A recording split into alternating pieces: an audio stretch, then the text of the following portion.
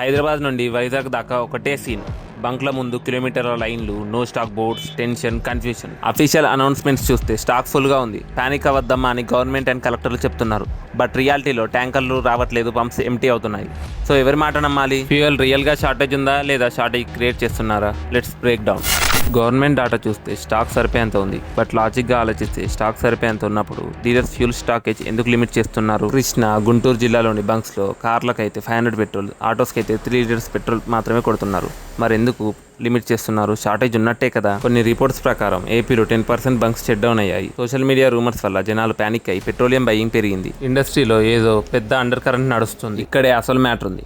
Oil marketing companies BPCL, HPCL, IOCL money loss అవుతున్నాయి. Iran Israel conflict వల్ల global crude prices $100 cross చేస్తున్నాయి. కానీ they can't increase prices because of the upcoming April 29 elections. So వాళ్ళు స్ట్రాటజీతో ఏం చేస్తున్నారు? సప్లైని కంట్రోల్ చేస్తున్నారు, స్టాక్స్ని స్లోగా రిలీజ్ చేస్తున్నారు. సో వాళ్ళ డైలీ లాసెస్ కూడా కొద్దిగా తగ్గించుకోవచ్చు. ఆయిల్ మార్కెటింగ్ కంపెనీస్ వాళ్ళు పంప్స్లో అమ్మే ఎవ్రీ లీటర్ డీజిల్కి 30 to 40 రూపీస్ లాస్ అవుతున్నారు.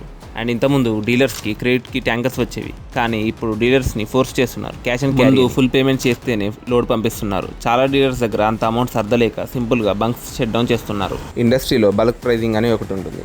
కోటక్ ఇన్స్టిట్యూషనల్ ఈక్విటీస్ అండ్ ఇంకా కొన్ని రిపోర్ట్స్ చూపించేది ఏంటంటే 20 to 30 రూపీస్ మనం కొనే డీజిల్ ప్రైస్ కంటే వాళ్ళకు ఎక్కువ ప్రైస్ ఉంది. Industrial units are not stupid. వాళ్ళ బల్క్ ట్యాంక్స్ ఫిల్ చేసుకోకుండా వాళ్ళ వెహికల్స్ని మన లోకల్ రిటైల్ పంప్స్కి పంపిస్తున్నారు. ఇలా మన బిగ్ షేర్ తీసుకుంటున్నారు.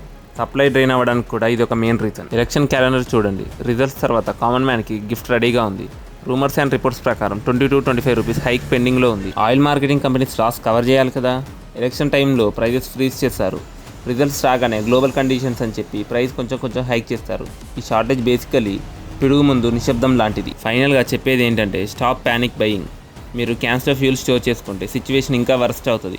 ఎవరికి అవసరం ఉందో వాళ్ళకు అందదు. అలా అని పెట్రోల్ కొట్టించొద్దు అని కాదు, ట్యాంక్స్ ఫుల్ చేసుకోండి, కానీ డ్రమ్స్లో నింపకండి. పిడుగుకి సిద్ధం అవ్వండి. మేజర్ హైక్ త్వరలోనే అవుతుంది, మే ఎండింగ్ వరకు. మీరు ఫ్యూల్ కోసం ఎన్ని గంటలు వెయిట్ చేశారు? Comment down your area name.